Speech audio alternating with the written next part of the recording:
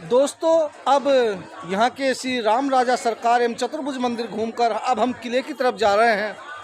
ये जो सामने दोस्तों रास्ता जा रहा है, रोड पार करके जो चौराहा है उसको पार करने के बाद किला है, अब वहीं पर जा रहे हैं। दोस्तों यहाँ से किला इस वक्त आपको साफ नज़र आ रहा है और अब हम इस किले की तरफ ही आगे बढ़ रहे हैं। दोस्तों आ गए हैं हम इस ओरछा के किले पर और यहाँ पर इस पे लिखा हुआ है कंटीला दरवाज़ा। ओरछा किले का प्रमुख प्रवेश द्वार जिसे कंटीला दरवाज़ा कहा जाता है, इसका निर्माण दुर्ग के साथ ही 16वीं 17वीं ईसा पूर्व के पूर्व मध्य में हुआ, किंतु 17वीं शताब्दी में दुर्ग प्रकार में परिवर्धन के साथ ही सुरक्षा व्यवस्था के लिए एक विशाल द्वार में काष्ठ निर्मित दरवाज़ा लगाया गया, जिसमें बाहर की ओर मोटी नुकीली कीलें लगाई गई जिससे दुश्मन के हाथी दरवाजे को न तोड़ सके। दोस्तों आ गए हैं हम इस किले के अंदर, अभी हमने प्रवेश किया ही है और आपको मैं एक व्यू यहाँ से दिखा रहा हूँ। और यहाँ पर टिकट काउंटर है। दोस्तों अगर आप भारतीय हैं तो यहाँ पर टिकट 50 रुपये का लगता है। चलिए दोस्तों अब हम टिकट ले लेते हैं, 2 टिकट। दोस्तों इस वक्त हम राजा महल में हैं ओरछा के और हमारे साथ में आकाश सैन जी हैं। यहाँ पर गाइड की ऑडियो के रूप में सुविधा है।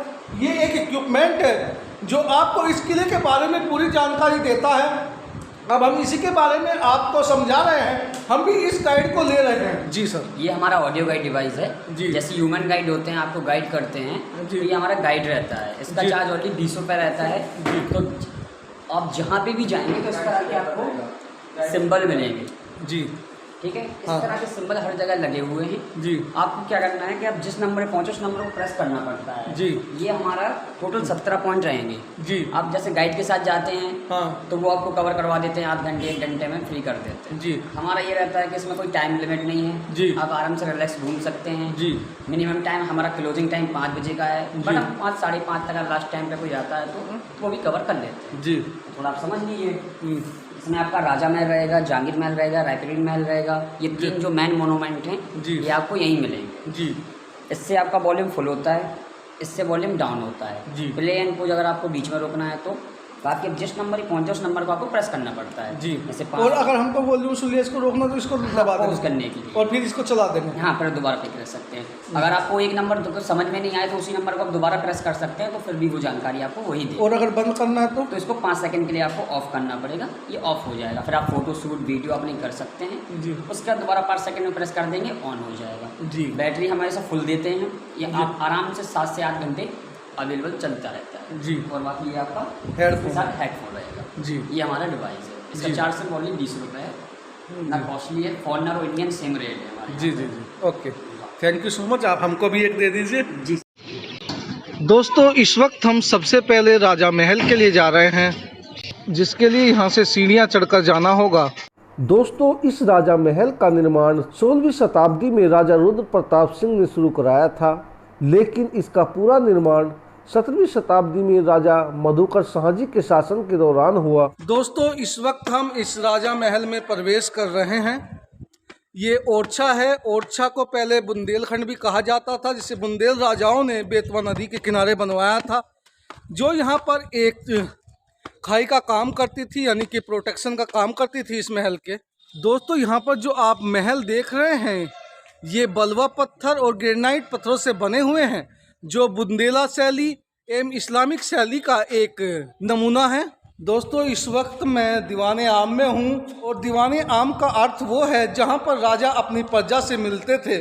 दोस्तों सामने जो आप खिड़कियाँ देख रहे हैं ये राजा अपनी महिलाओं के लिए, जो रानियाँ थी उनके लिए बनवाती थी, क्योंकि रानियों को सभाओं में आने की अनुमति नहीं होती थी। ये दोस्तों जो दीवाने आम की जो कलाकृतियाँ देख रहे हैं आप, ये 17वीं शताब्दी की ही कलाकृतियाँ हैं। और यहाँ पर ये राजा के बैठने का स्थान था और इधर प्रजा बैठती थी जिनकी फरियाद राजा सुनते थे।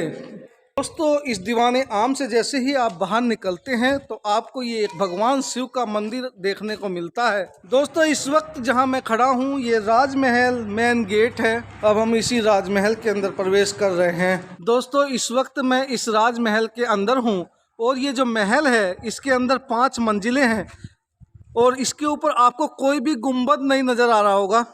दोस्तों इस वक्त आप जो ये 4 नंबर स्थान देख रहे हैं ये इस राजा महल का भीतरी आंगन है। इसे मर्दाना अथवा पुरुषों से संबंधित आंगन के नाम से भी जाना जाता है। दोस्तों अब हम इस मर्दाना आंगन के ऊपर जा रहे हैं, जिसके लिए सीढ़ियों से जाना होता है। इसके बारे में दोस्तों ऐसा बताते हैं कि यहाँ पे जैसे संगीत का प्रोग्राम होता था तो राजा यहाँ से बैठकर इस प्रोग्राम का आनंद लेते थे। और इधर जो खिड़कियाँ देख रहे हैं वहाँ से जो शाही रानियाँ थी वे बैठकर संगीत और अन्य प्रोग्रामों का आनंद लेते थे। दोस्तों ये जो 5वां स्थान है ये बैरादरी है। ये देखिए, इसको मैं एक बार दिखा देता हूँ, फिर इसके अंदर भी चलेंगे। और यहाँ पे जो ये छल्ले दिखाई दे रहे हैं आपको कुछ कड़ा नुमा, ये थोड़ा पर्दा टांगने के लिए होते थे। देखिए इस बरादरी के दोस्तों मैं इस वक्त अंदर आ गया हूँ। ये बरादरी दोस्तों, बरादरी का उपयोग राजाओं के भोजन अथवा मीटिंग के लिए होता था। इस वक्त मैं इस बरादरी के अंदर हूँ।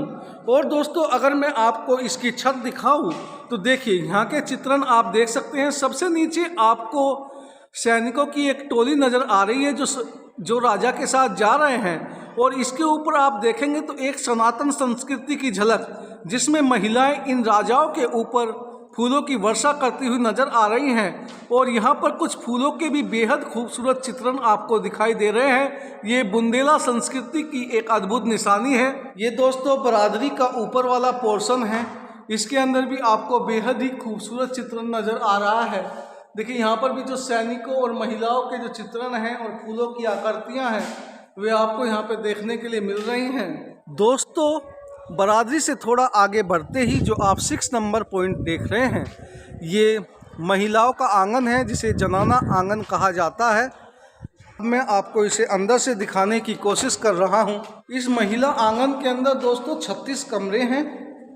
नीचे की तरफ ऊपर में भी इसके अंदर 100 कमरे हैं।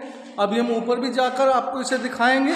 दोस्तों इस महिला आंगन के अंदर भी आपको बेहद ही खूबसूरत सनातन संस्कृति की झलक देखने के लिए मिलेगी। अब हम दोस्तों इस महिला आंगन में ऊपर की तरफ जा रहे हैं, जिसके लिए सीढ़ियां चढ़कर जाना होता है। दोस्तों इस वक्त मैं इस महिला आंगन में ऊपर की तरफ हूं और आपको इसे दिखाने की कोशिश कर रहा हूं।